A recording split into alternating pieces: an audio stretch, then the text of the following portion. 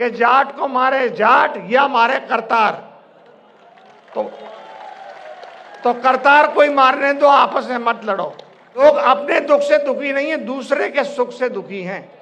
हमारे समाज की ये कमजोरी है।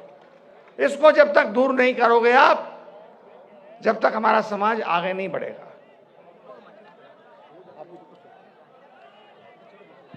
आज के कार्यक्रम के आयोजक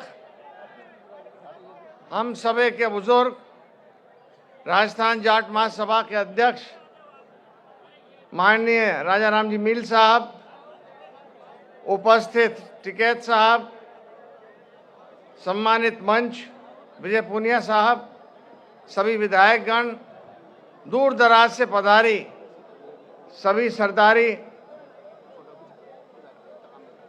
पत्रकार बंधुओं, माता और बहनों और युवा साथियों, जैसा कि अभी बताया गया, मेरे बाबा साहब ने 100 साल पहले ही अजमेर में पुष्कर में महाकुंभ किया था। आज मैं मील साहब को सबसे पहले बधाई देना चाहता हूं कि आपने इतना भव्य आयोजन किया, और कुछ नारे भी लगवाना चाहूंगा, आप मेरा कृपया साथ दें। जाट एकता जिंदाबाद। आवाज मजा नहीं आया। जाट एकता जिंदाबाद। वीर तेजाजी महाराज जय हो। महाराजा सूरजमल अमर रहे। आज सबसे पहले मैं शुरुआत करूंगा आपको भरतपुर राज खानदान के इतिहास के बारे में बताने के। बहुत से लोगों ने, खासतौर से युवा ने, न पढ़ा है न सुना है, क्योंकि हमने मुगलों का विरोध किया, अंग्रेजों का विरोध किया, इसलिए इतिहास में कहीं इतिहासकारों ने छापा नहीं। सबसे जरूरी चीज जो है और खासियत जो भरतपुर राज खानदान की थी कि किसान का बेटा राजा बना। ये हिंदुस्तान में एक मिसाल है। किसान का बेटा राजा बना। और जगह रियासतों में जहां भी बने, लाट साहब का बेटा लाट साहब बना, यानी कि राजा का बेटा राजा बना। यहां किसानों ने अपना प्रमुख चुना और उसको बनाया। दूसरी बात, भरतपुर का इतिहास के अनूठे कई किस्से हैं। महाराजा सूरजमल से शुरू करता हूं। महाराजा सूरजमल ने 80 युद्ध लड़े और एक भी युद्ध में पराजित नहीं हुए।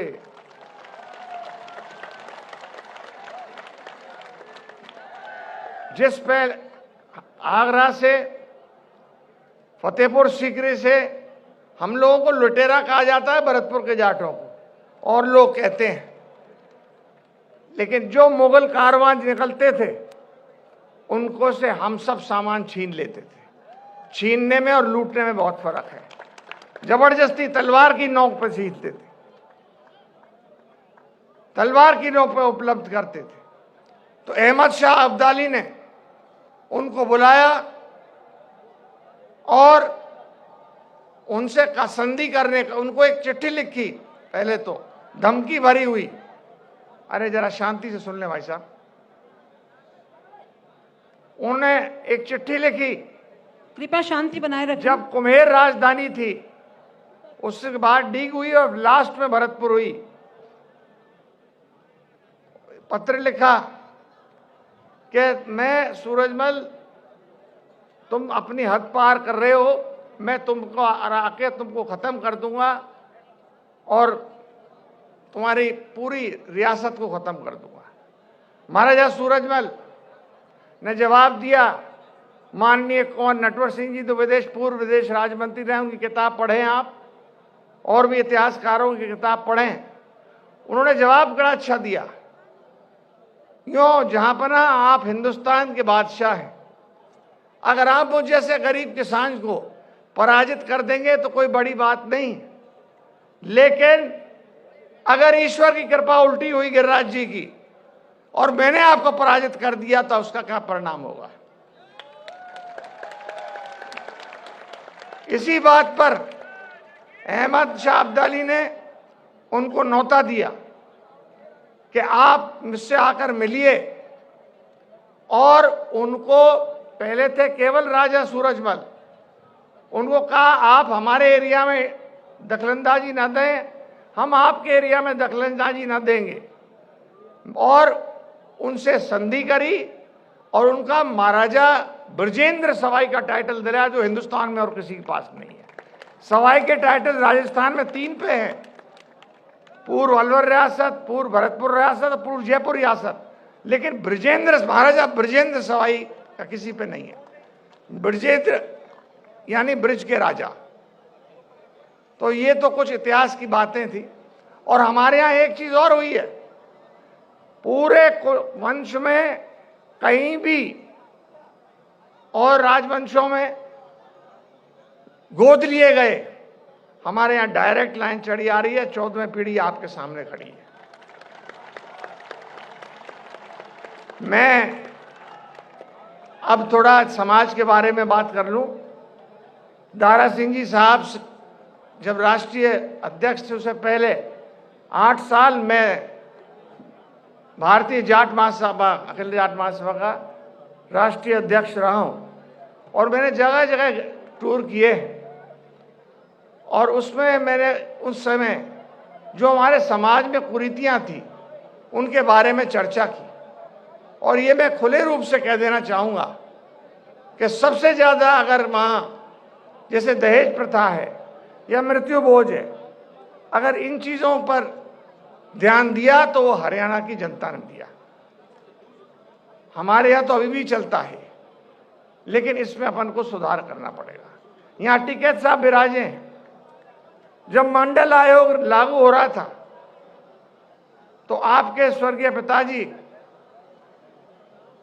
माननीय टिकैत साहब, महेंद्र सिंह जी साहब टिकैत, मैंने लोकसभा से इस्तीफा दिया। अकेला जाट था जिसने इस्तीफा दिया लोकसभा से 26 साल की उम्र में। ये सन 90 की बात है। टिकैत साहब ने और हमने मिलकर आंदोलन किए बहुत बड़े बड़े।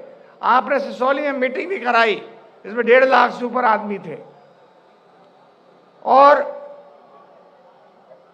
अपनी बिरादरी के लिए कुछ भी करने को तैयार हूं। मुझे शर्म नहीं है कि मैं समाज के प्रोग्राम में आने से, ये मेरे लिए गौरव की बात है। और मीर साहब, मैं आपको हाथ जोड़ के धन्यवाद देना चाहता हूं, और जनता को हाथ जोड़ के धन्यवाद देना चाहता हूं कि आपने मुझे आमंत्रित किया। और मैं सभी से कहने देना चाहूंगा, जहां समाज की बात है वहां हमेशा अग्रसर रहूंगा, आपसे आगे दिखूंगा समाज के फायदे के लिए। भरतपुर धौलपुर के जाटों को आरक्षण नहीं मिल रहा था, सेंटर में अभी भी नहीं दिया है। उसके लिए आंदोलन किया 3 साल पहले, और 5 साल पहले, और 24 घंटे के अंदर अंदर नोटिफिकेशन करा के भरतपुर धौलपुर के जाटों को आरक्षण दिलाया ओबीसी में। तो आप निश्चिंत रहें। देखो, एक निवेदन जरूर करना चाहूंगा। बहुत से लोगों को बुरा भी लग सकता है, बहुत सौ को अच्छा लगा, ज्यादातर लोगों को अच्छा लगेगा। हमारा समाज क्यों पिछड़ रहा है? हम ईर्ष्या में ज्यादा विश्वास करते हैं, प्रतिस्पर्धा में नहीं करते। मैं सही कह रहा हूं या गलत कह रहा हूं? लोग अपने दुख से दुखी नहीं है, दूसरे के सुख से दुखी हैं। हमारे समाज की ये कमजोरी है। इसको जब तक दूर नहीं करोगे आप, जब तक हमारा समाज आगे नहीं बढ़ेगा।